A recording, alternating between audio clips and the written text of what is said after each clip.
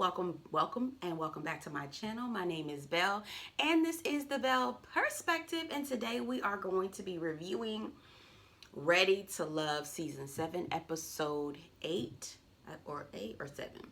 Why I never had this episodes right? I don't know, y'all. I'm sorry. One day I'll get it right. Queens don't chase, okay? But before we get into that, I just have a couple housekeeping items, things to get into. We are a growing channel, so I'm always going to invite you to subscribe to this channel if you want to stay up to date with my content. We review TV shows, movies, books. We have a good time over here on this channel, okay? So go ahead and hit the subscribe button and hit the like button, and then get down in the comments. Make sure you get down in the comments and let me know what you think about my commentary, the episode, and anything else. We can chat it up. All right, let's get into the review. Shall we? We shall. So picking up where we left off, Morgan says that she is here for the argument, right? So it's Jeffrey, it's Sue-Ann, the advocate Sue, going back and forth over nonsense. Marcia is saying, I don't like this. I don't like this. Morgan is like, listen, I'm here for it. I don't like Blake. He did not treat me kindly. And so there needs to be somebody that lays into him. And I'm completely here for it. She says in her confessionals, Blake is a liar and anyone who listens to him is a fool, okay? And honestly, I don't know. I do think he is not who he says he is. I do think that he's got some issues and there's some things missing up there. I agree. I don't know if I would go as hard as Morgan has, and we'll talk about it a little bit later, but I can't say she was wrong.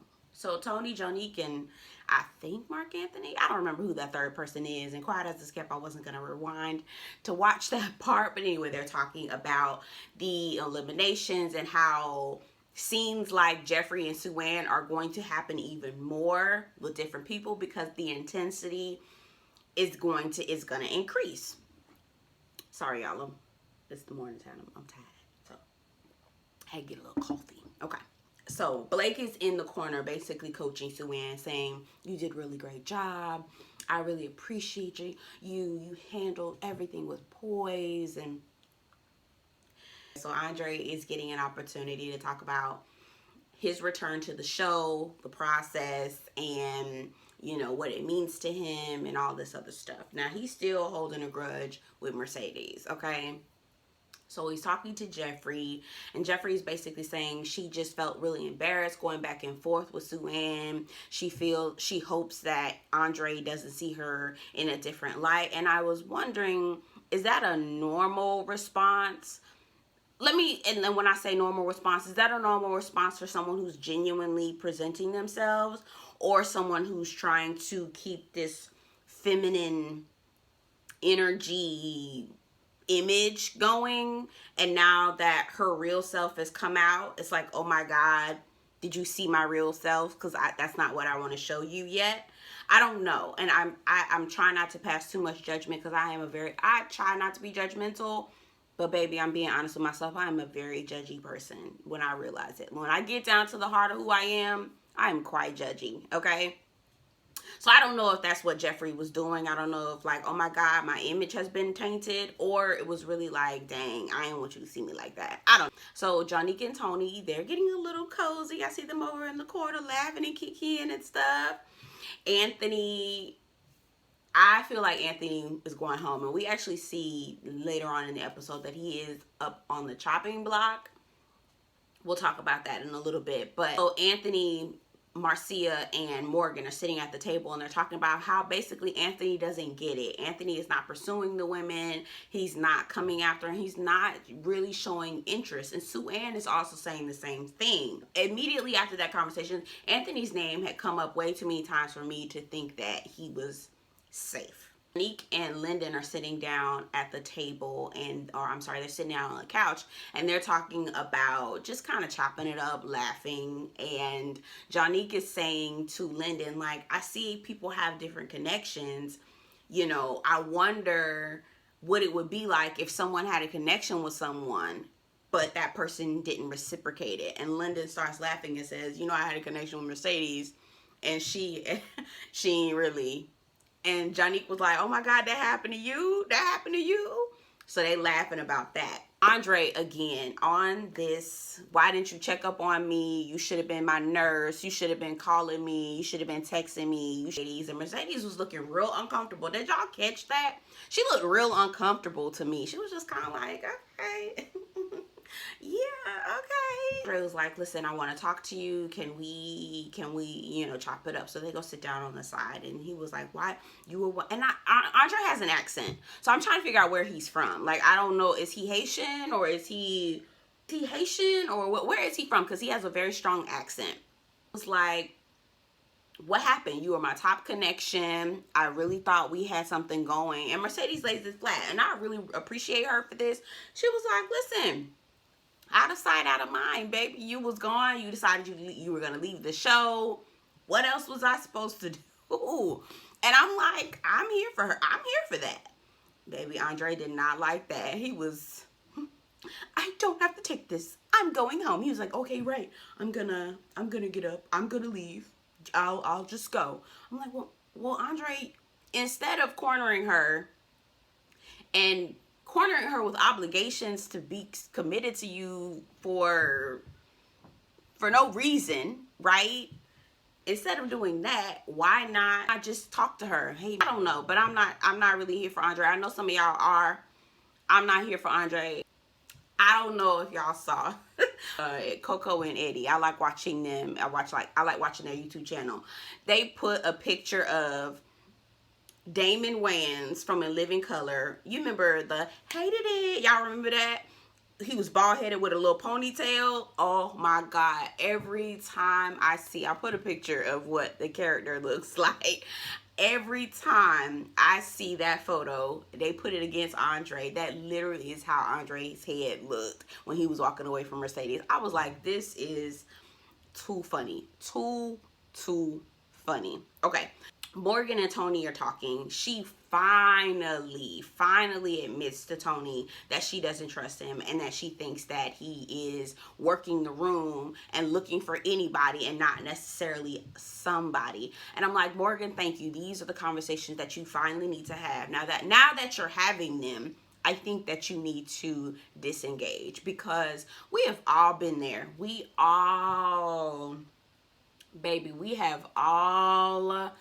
been there. We know, okay? Some of us who have been around the block a couple times, right? Some of us who have that experience, we know, we can immediately tell, he ain't. He is for the streets and not for me. Why Morgan decides that she wants to keep playing with fire the way she is, I don't think it's gonna work out. Morgan, you in danger, girl. That's all I'm gonna say. Okay, eliminations. The ladies are talking about who's in their top. So who's in their top? Cynthia says Andre, he never left. He's always been at her top. Jeffrey says Andre shot right back up at her top. And I meant to say this in my last review. I kept saying that Jeffrey was giving desperation. What it is, Jeffrey is looking for a sponsor. That's what she gives me, that she's looking for a sponsor. Okay.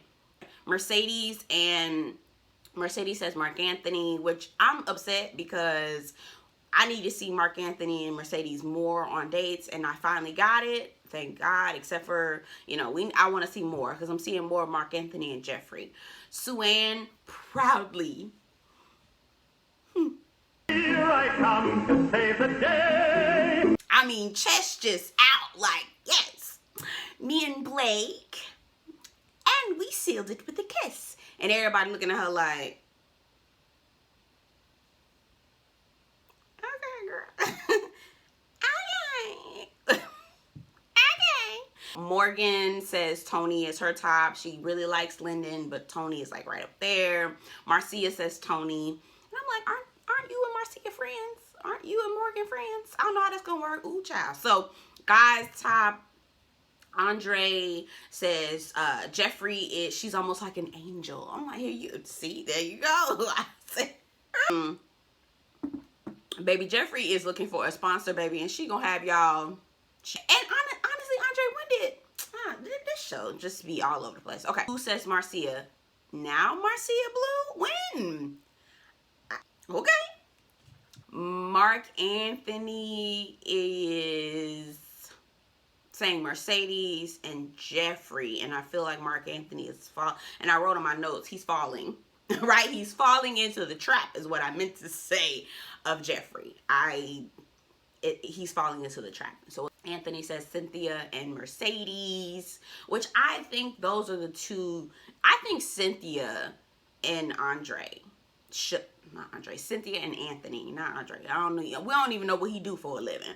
Andre, why do I keep getting these names mixed up? Anthony is a nurse practitioner. He has a decent job, a good job. They both share the same culture.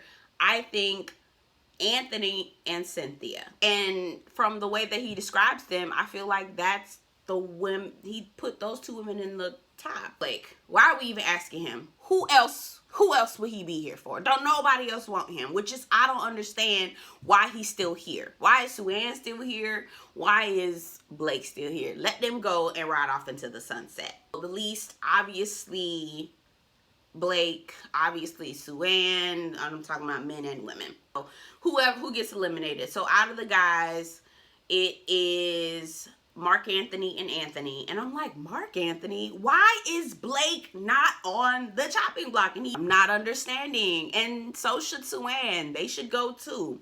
Honestly, I'm going to say this. I'm really tired of eliminations. I don't think that they should eliminate people. I think that I think the show should be kind of like centered like musical chairs. I think it should be whoever connects and whoever doesn't connect, they don't connect. And you get, at the end of the show, you pick, like at the final show, you pick out of who you want, right? Like everyone's lined up and then you walk up to the person that you really want. No one's eliminated, but I still feel like there's drama in trying to figure out who that person's going to pick, the back and forth, the triangles that are going to happen, the people who are kind of like sitting around. Like, I just feel like there's a lot more drama that we can see from that as opposed to eliminating people, because then you force these couples together and it's not even like, did they get together because they want to be together or because they want to make it to the end of the show? Mark Anthony and Anthony are on the chopping block. They actually try to vote off Mark Anthony, but they use a lifeline. I said, I know y'all fucking lying. Why did y'all waste y'all lifeline on saving Mark Anthony when he should have never been on the chopping block from the beginning? He actually has multiple connections with people.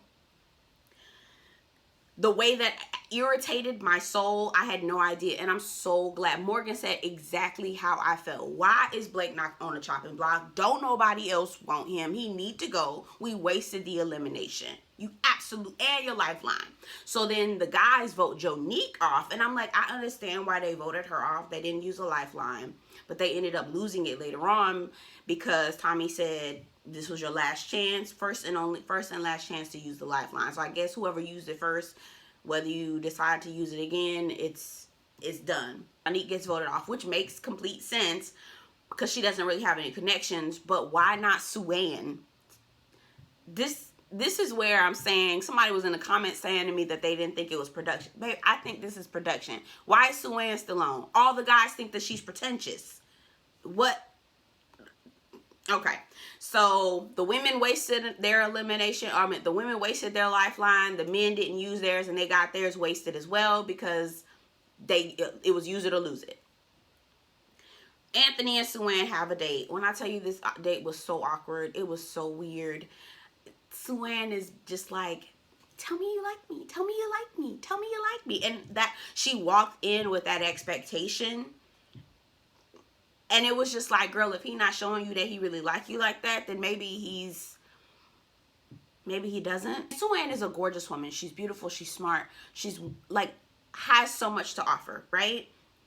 But the way that she presents herself with men, the way she carries herself with men is scary. Like, it was expecting him to profess his undying love, I guess, or undying like. And girl, like, what?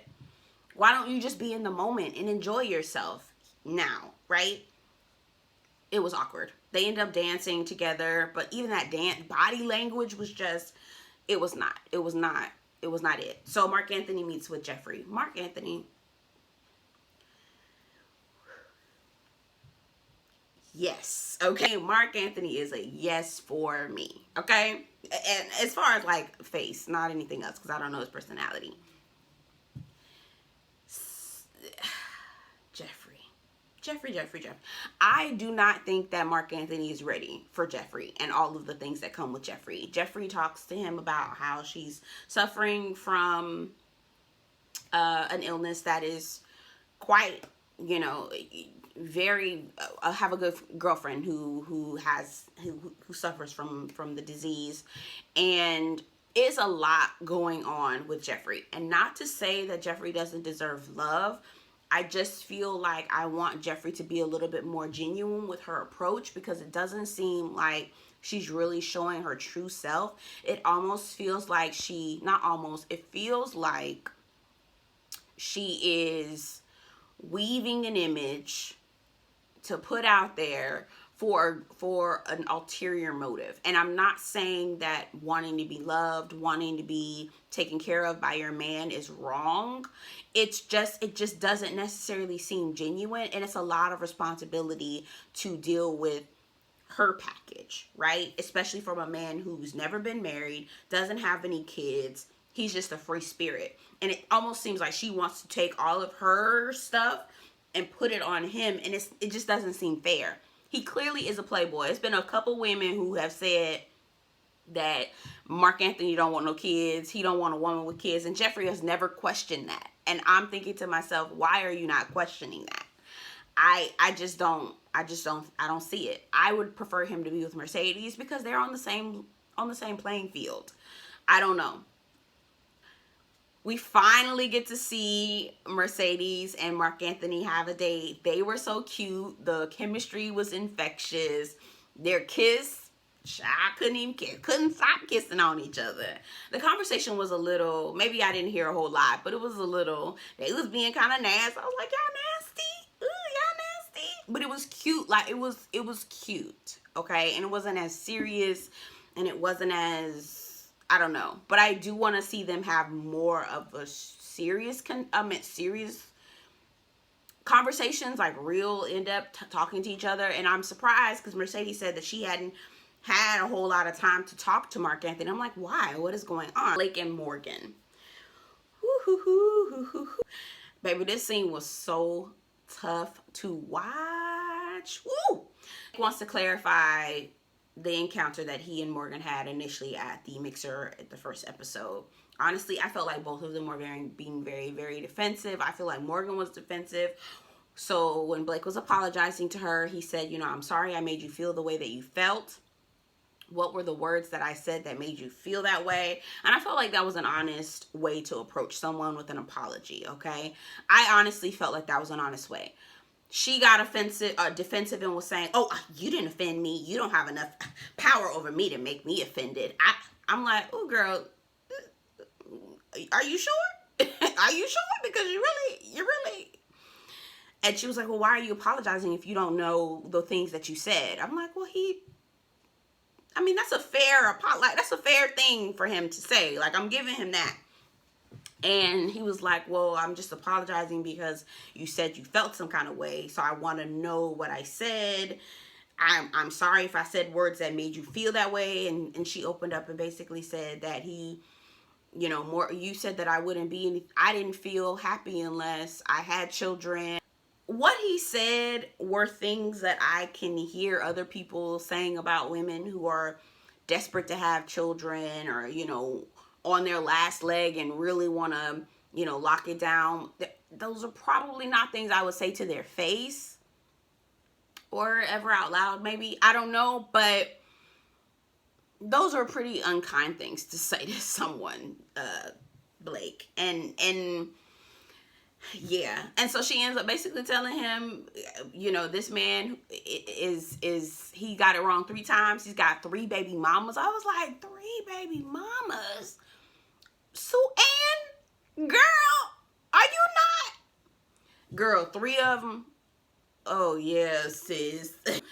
Morgan saying he gives who hurt you vibes, who hurt me vibes. I'm like, but both of y'all kind of giving who hurt me vibes. Both of y'all, honestly. If we want to really want to get into it. But baby, when I tell you Morgan laid him out, you know, I don't know why you're still here. I think you're a piece of trash. Like, she was going off. I don't wish you the best of luck. I don't wish you nothing. Don't talk to me. I never want to have to see you again. I was like she was going in, and I'm wondering, does Blake remind her of somebody from her past? Because the way that she was going in on him with such fervor, okay, like, girl, what? Where is this coming from?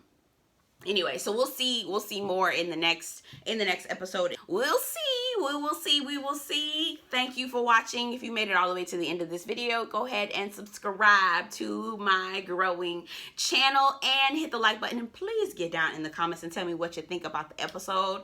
Ready to Love is wrapping up. It's about to, you know, hopefully we'll see. I'm ready to see what this reunion gonna be like, because baby, I'm seeing some train wrecks in the near future, but we'll see.